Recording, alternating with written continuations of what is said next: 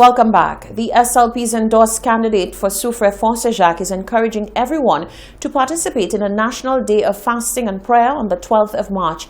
She says the nation needs to come together to pray about the current troubling times in an effort to find spiritual grounding. To pray for the end of the pandemic, the COVID-19, and a restoration of and healing for St. Lucia. We are working with the various denominations, and we are calling on St. Lucians from north to south, and we have a schedule of the various times from Grosile down to Dennery South and Beaufort and everywhere, where persons would stop and pray.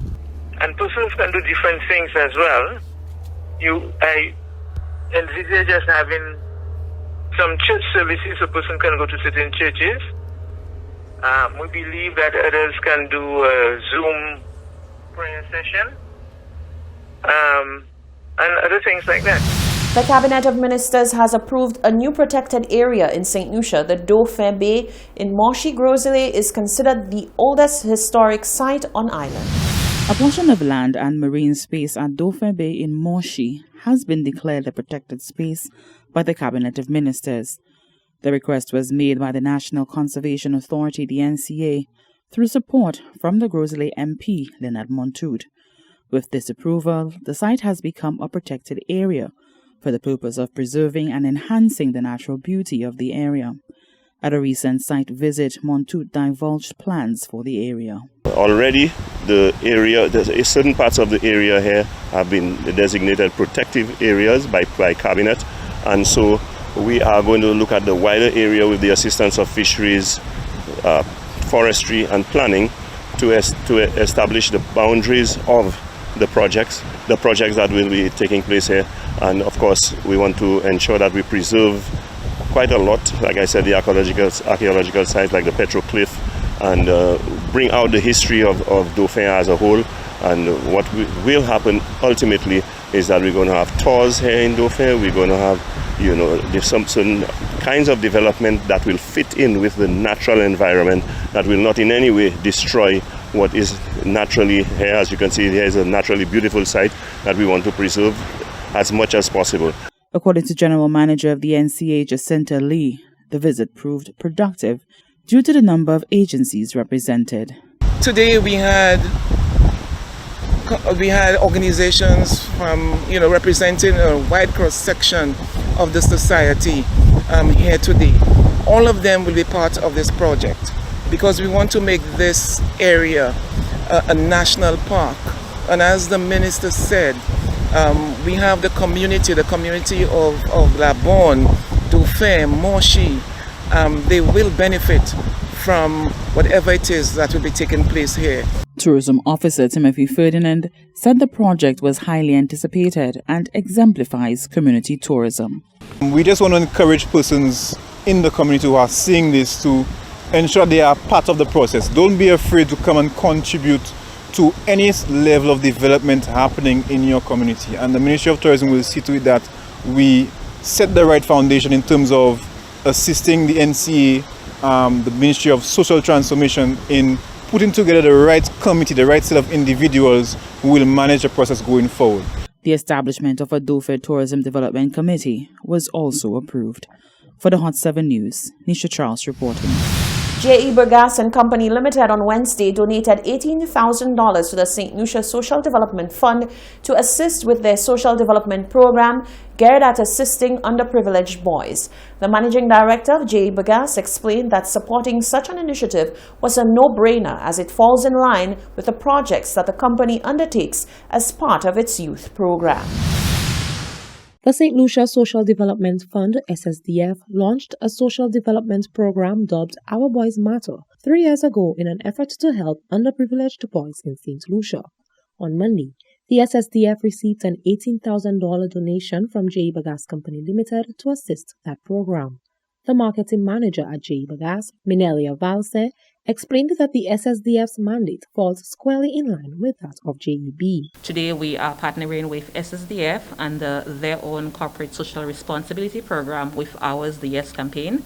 So we're here to make an official exchange. The YES campaign is our empowerment program for the youth. We support underprivileged children, schools, families in both a mentorship program, a physical aspect in terms of financial or support for school supplies, etc., and sometimes with household supplies.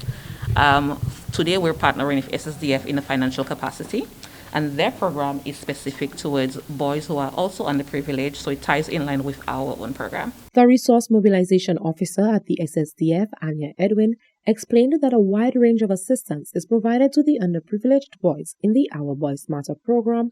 However, the paradigm has shifted given the rising need for electronic devices for school students. We provide assistance to boys with education, school fees, CXC fees or exams fees for that matter, daily transportation allowance and daily meal allowance. We also provide housing assistance to students. I think now that everybody knows the dire need for digital devices within the school given the COVID situation, so we have as of late been providing these devices to our students. We currently have assisted over 100 boys, and the program continues to grow thanks to sponsors like J.E. Bagas, who's here today to make this invaluable contribution to the SSDF. The managing director of J.E. Bagas, Anthony Bagas, explained that the decision to support the program being undertaken by the SSDF came easily, as the company itself has been assisting underprivileged youth for 9 years now. It was an easy decision to make. As Manel said, our YES program was launched in 2012, and we have supported over the years mainly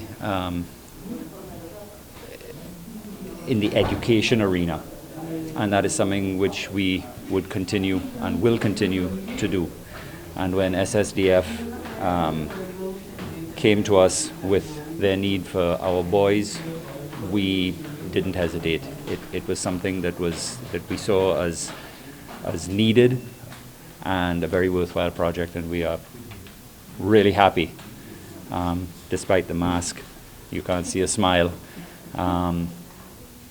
We are happy to be able to support SSDF in this way. The director says in such times of disparity, the company is taking its corporate responsibility seriously and assisting in whatever way it can. Reporting for Hot 7 News, I am Genevieve Gonzaga.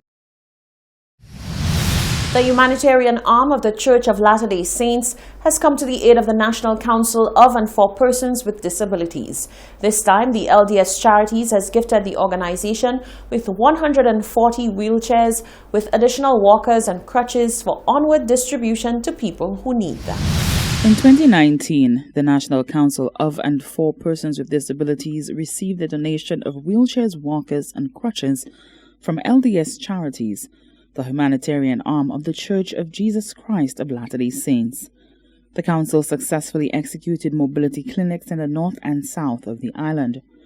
President of the NCPD, Murphyllis James, says donations were made in 2020 and now they are recipients of the kind gesture once more. Taking place at the City Hall on Monday and Tuesday and Thursday and Friday of this week, we will be having mobility clinics where we will be assessing clients and making relevant adjustments and assigning them wheelchairs, walkers, or crutches suitable to them. On Wednesday, we will be in the Babono area, and in the week of March 15th, we will be in Viewfort. Over the past few months, we were encouraging people to call into our offices to give their contact details so that we may set up appointments for us. With proceeds from the latest Prime Minister's Independence Ball, the council will be able to undertake these clinics, mobilize volunteers, and transport the items to the various parts of St. Lucia. James says these donations continue to advance the lives of persons with disabilities. These are brand new, exceptional quality items, and this is not just a random distribution drive as we see happening very often, where agencies may receive wheelchairs and they just distribute them randomly. It is extremely important that people are assessed so that based on their age, their weight, their level of activity, the correct device can be mounted for them. Because more harm can be done to someone if they receive an inadequate wheelchair, a device which is not customized to their needs. The NCPD was able to obtain the items free of charge due to duty-free concessions granted by government. For the Hot 7 News, Nisha Charles reporting. This is the Hot 7 TV Nightly News. Stay with us. There's more news coming up after the break.